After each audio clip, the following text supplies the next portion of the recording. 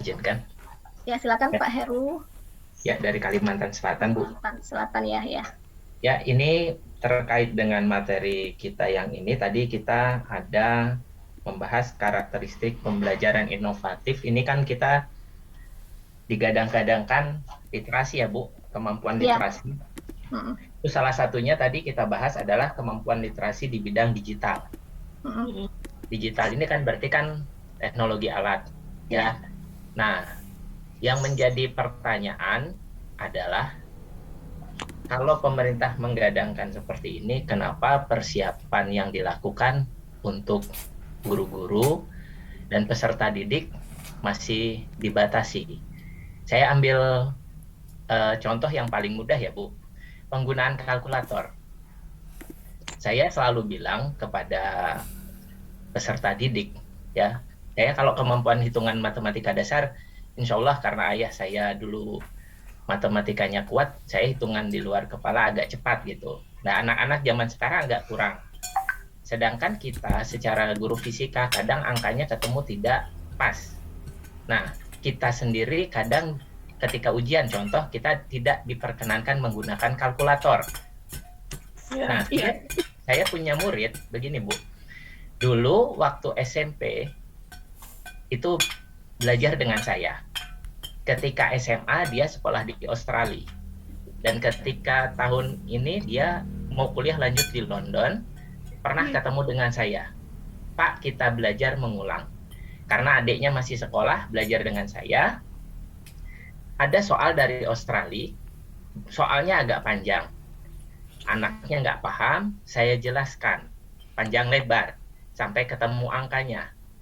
Lalu si kakaknya itu bilang begini, Pak, penjelasan Bapak mantap. Tapi itu di soal ada tulisannya diselesaikan dalam waktu 3 menit. Nah, soalnya Australia itu ada tulisan 3 menit.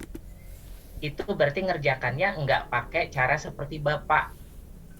Nah, di situ ada tulisan soal mana yang boleh pakai kalkulator, mana yang nggak boleh. Nah, ketika saya tanya, coba kamu pakai kalkulatormu, kalau menurutmu 3 menit selesai, berarti konsepmu bagus, seperti apa? Dan ternyata ketika saya lihat dia pakai kalkulator, demi Allah saya kaget, Bu. Saya taunya kalkulator cuma kali bagi tambah kurang, yang paling elit ketika saya pakai zaman kuliah itu untuk masukkan data aja, pakai yang kalkulator saintifik. Ternyata banyak aplikasi, ibaratnya satu tombol itu fungsinya banyak dan dia bisa menggunakannya dengan sangat baik. Nah, pertanyaannya, apakah penggunaan kalkulator seperti itu masih dilarang dalam pembelajaran dan penggunaannya, karena ketika kita dihadapkan dengan soal fisika, kita sering ketemu angka yang sulit. Waktu kita ngerjakan 1 menit satu soal, angkanya yang seperti itu menjadi kesulitan tersendiri. Nah, ini bertentangan dengan yang tadi abad 21 menurut saya. Itu pandangan Ibu bagaimana, Bu? Terima kasih. Ya, makasih Pak Heru ya sudah berbagi pengalaman ya. Jadi kita tadi ada 6 literasi ya. Salah satunya adalah literasi numerasi. Ya, bagaimana kita mengolah angka-angka begitu ya. Nah, itu tergantung lagi tujuan kita apa. Nah, kalau seandainya supaya anak-anak itu pandai ya mengoperasikan bilangan ya, perkalian, pengurangan, segala macam, itu matematik sebetulnya ya, numerasi. Nah, itu mereka harus ada dasar-dasar mereka pahami dulu.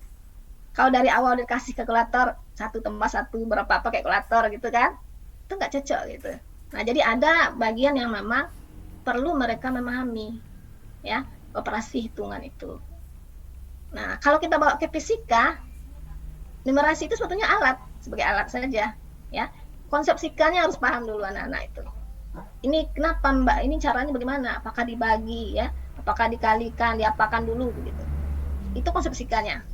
Ya, ini dari kalau konsep fisikanya tentu hubungan atau variabelnya kita harus tahu dulu. Ini berbanding lurus, berbanding terbalik ya.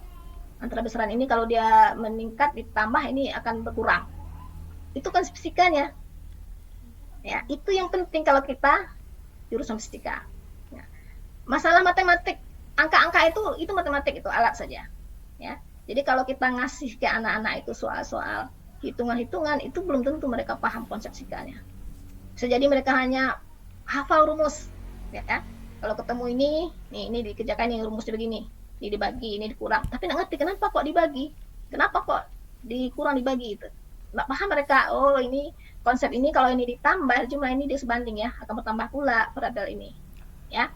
Kalau gaya diperbesar, nah percepatan juga menjadi besar. Nah, itu sebetulnya yang perlu kita tekankan kepada siswa kita. Nah, jadi diharapkan sebetulnya angka itu angkanya mudah ya.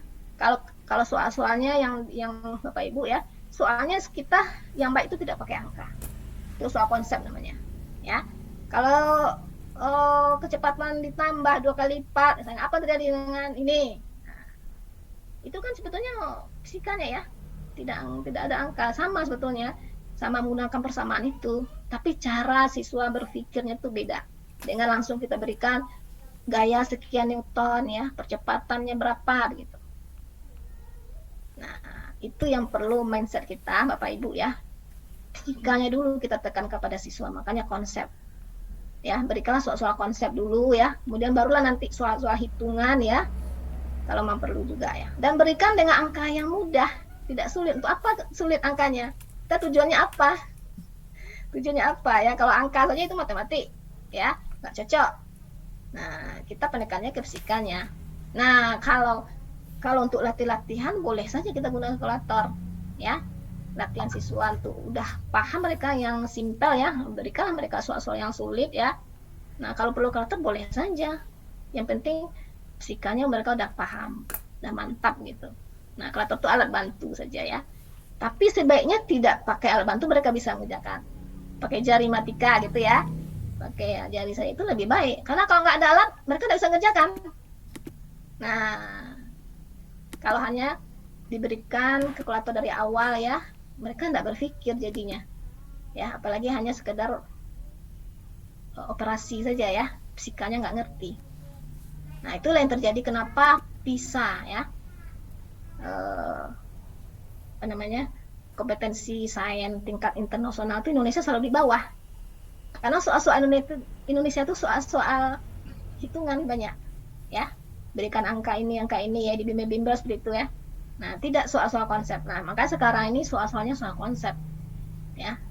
Fenomena alamnya itu ke sana. Nah, sehingga siswa itu dia nampak kaitan fisikanya dengan fenomena alam. Ya. Bersepeda kecepatannya ditambah menjadi sekian kali. Nah, apa yang terjadi dengan ini gitu ya. Nah, itu lebih bagus. Nah, jadi mengarah ke sana lah ya, karena luar negeri udah seperti itu. Nah, kita ketinggalan terus karena itulah salah satunya. Makanya UN dihilangkan ya, Bapak Ibu. Itu salah satu pertimbangannya. Nah, mungkin itu yang bisa saya sampaikan, Pak Heru. Terima kasih, Bu.